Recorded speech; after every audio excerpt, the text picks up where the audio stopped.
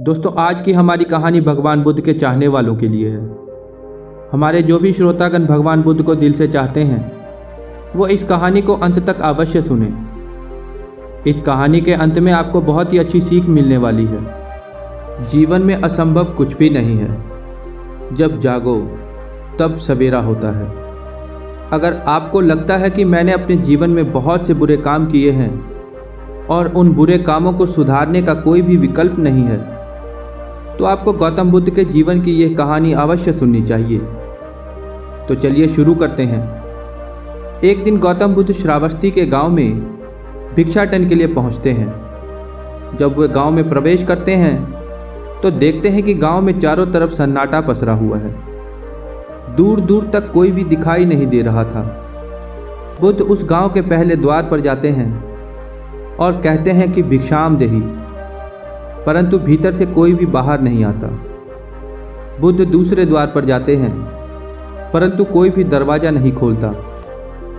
तीसरे द्वार पर जाते हैं, परंतु उस द्वार से कोई भी व्यक्ति बाहर नहीं निकलता। फिर अचानक से एक द्वार खुलता है। उस घर से एक व्यक्ति निकलता है। वह जल्दी से बुद्ध का हाथ पकड़ता है और उन्हें अंदर ले जाता है और कहता है कि क्षमा करें बुद्ध, परंतु इस समय आप बाहर नहीं जा सकते। अंगुलीमाल को श्रावस्ती की सीमा पर देखा गया है। सभी गांव वाले डर के मारे अपने अपने घर की खिड़कियां और दरवाजे बंद करके घर के अंदर बैठे हुए हैं। बुद्ध उस व्यक्ति से पूछते हैं, कौन है ये अंगुलीमाल और लोग उससे इतना डरते क्यों हैं? वह व्यक्ति कहता है कि अंगुलीमाल एक राक्षस है। उसे जो भी मिलता है, बच्चा, वृद्ध महिला, पुरुष और यहाँ तक कि सन्यासी भी, वह किसी को भी नहीं छोड़ता। बुद्ध उस व्यक्ति से पूछते हैं कि वो धन के लालच में ऐसा करता है क्या? वह व्यक्ति कहता है, नहीं, वो जब भी किसी को मारता है उसकी उंगली काटकर अपने गले की माला बनाता है, इसलिए उसका नाम अंगुलीमाल रखा गया है। ऐसा भी कहा जाता है कि जब उसकी गले की माला में 100 उंगलियां पूरी हो जाएंगी तो उसकी विनाशक शक्तियां बहुत ही अधिक बढ़ जाएंगी। बुद्ध कहते हैं कि आभार हो आपका जो आपने मुझे उसके बारे में बताया। फिर वह व्यक्ति बुद्ध से कहता है कि कृपया आप बाहर न जाएं, वह व्यक्ति आप पर भी वार कर सकता है। फिर बुद्ध कहते हैं कि भय के कारण मैं अपनी राह नहीं छोड़ सकता। ऐसा मैंने कभी नहीं किया। मुझे भिक्षा मांगता देखकर जन जन के मन में अंगुलीमाल का भय कम होगा।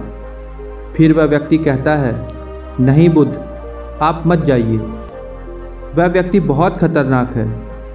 बुद्ध कहते हैं वो खतरनाक नहीं, बल्कि वह दुखी है। बुद्ध कहते हैं मुझे उसके पास जाना होगा क्योंकि उसे मेरी आवश्यकता है। इतना कहने के बाद बुद्ध उस व्यक्ति के पास से चले जाते हैं। कुछ दूर चलने के बाद बुद्ध उस वन में प्रवेश करते हैं। दूर दूर तक सन्नाटा पसरा होता है।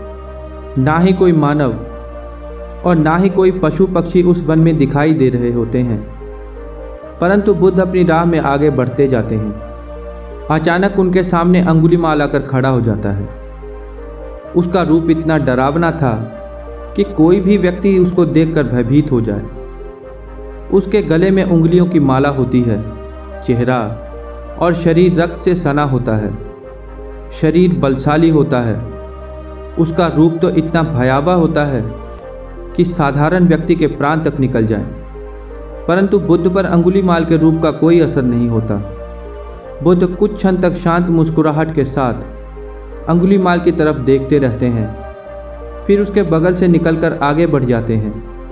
बुद्ध को ऐसा करता देख अंगुलीमाल को यह समझ नहीं आता कि ये उसके साथ क्या हो रहा है।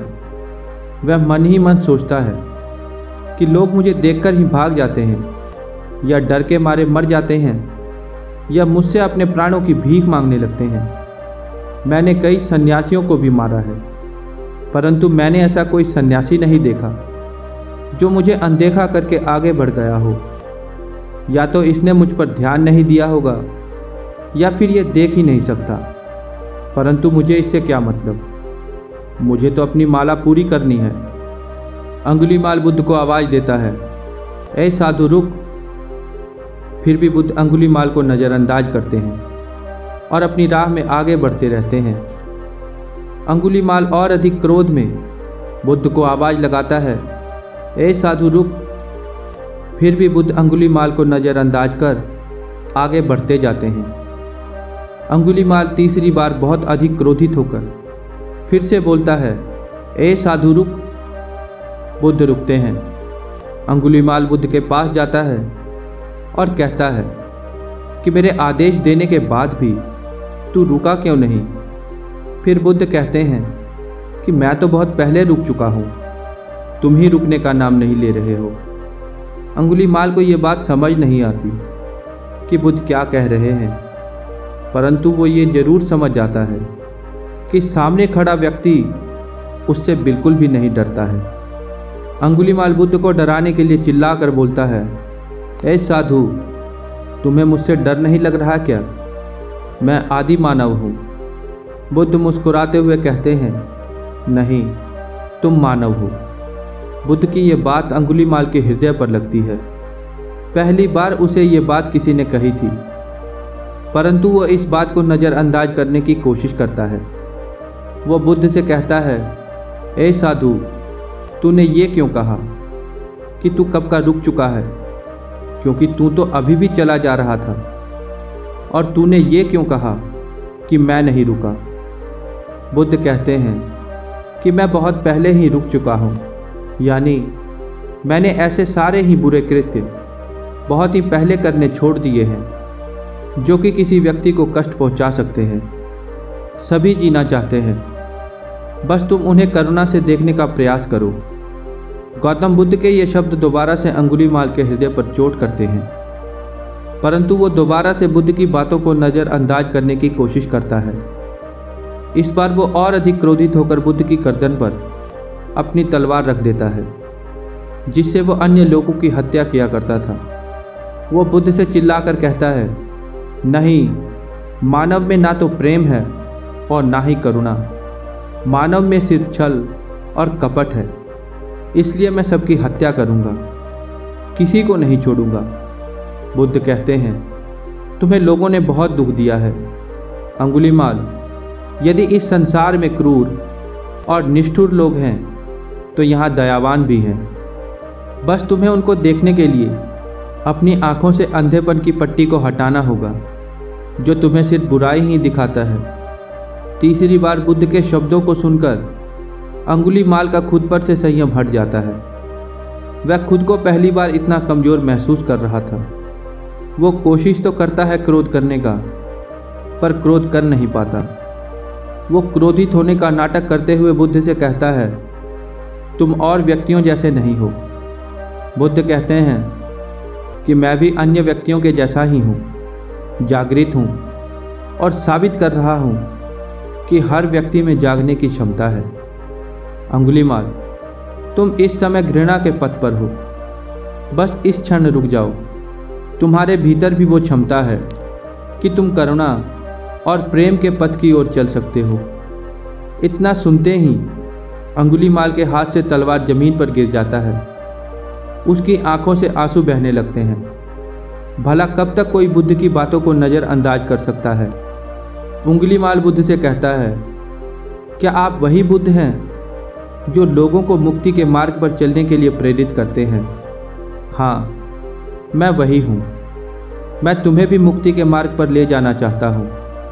फिर अंगुलीमाल कहता है कि मैं बहुत दूर निकल चुका हूँ, बहुत पाप किए हैं मैंने बहुत सी हत्याएं की हैं। माफ़ करें बुद्ध, मैं अब चाहकर भी लौट नहीं सकता। मेरा वापस लौटना असंभव है। बुद्ध कहते हैं कि असंभव कुछ भी नहीं होता, जब जागो तब सवेरा होता है। अंगुलीमाल कहता है कि अब पुनः जीवन की ओर मुड़ नहीं सकता, बहुत देर हो गई है। बुद्ध कहते हैं कि तुम में इतनी चेतना है कि तुम ये भी जानते हो कि जो तुमने किया है वो गलत है। इसका ये अर्थ है कि तुम जानते हो कि क्या अच्छा है और क्या बुरा है। अंगुलीमाल, जिस दिन से तुमने अच्छा कार्य करना शुरू कर दिया, उस दिन से तुम्हारा नया जीवन आरंभ हो जाएगा। फिर उंगलीमाल कहता है कि मैं चाहे कितने ही अच्छे कार्य कर लूँ, लेकिन लोग मुझे उसी दृष्टि से देखेंगे और मुझे चैन से जीने नहीं देंगे। बुद्ध कहते हैं कि उंगलीमाल, अगर तुमने हिंसा का मार्ग छोड़ा तो मैं तुम्हें मार्ग दिखाऊंगा, तुम्हारा संरक्षण करूंगा और तुम्हें लोगों की घृणा से बचाऊंगा। बस पहला कदम तुम्हें ही उठाना होगा। उंगलीमाल कहता है, क्या ये हो सकता है? बुद्ध कहते हैं, अवश्य हो सकता है। उंगलीमाल रोते हुए बुद्ध के चरणों में गिर जाता है और कहता है, मैं आपको वचन देता हूँ कि मैं सारे बुरे कृत्य छोड़ दूंगा। आपके पीछे करुणा के पथ पर चलना है। कृपया मुझे अपना शिष्य बना लीजिए। बुद्ध कहते हैं, मैं किसी को अपना शिष्य नहीं बनाता, लोग खुद मेरे संग से जुड़ जाते हैं। उंगलीमाल उसी समय बुद्ध का शिष्य बन जाता है। दोस्तों, इस कहानी से हमें ये सीख मिलती है कि लोग सोचते हैं कि उन्होंने ज़िंदगी में बहुत से बुरे काम किए हैं और अब उनके द्वारा किए कामों को सुधारने का समय नहीं रहा, कोई विकल्प नहीं है। लेकिन बुद्ध कहते हैं, चाहे आपने कितने भी बुरे कृत्य क्यों ना किए हों, लेकिन जब आप एक अच्छे विचार को अपने मन में लाते हैं तो यही विचार आपके रूपांतरण का कारण बनता है। पर सबसे ज़रूरी बात यह है कि आप पहला कदम उठाने के लिए तैयार हैं या नहीं। दोस्तों, अगर आप भगवान बुद्ध को दिल से चाहते हैं तो इस चैनल को सब्सक्राइब जरूर करें और नीचे कमेंट बॉक्स में नमो बुद्धाय अवश्य लिखें। दोस्तों, आपने अपना कीमती समय दिया, इसके लिए आपका बहुत बहुत धन्यवाद।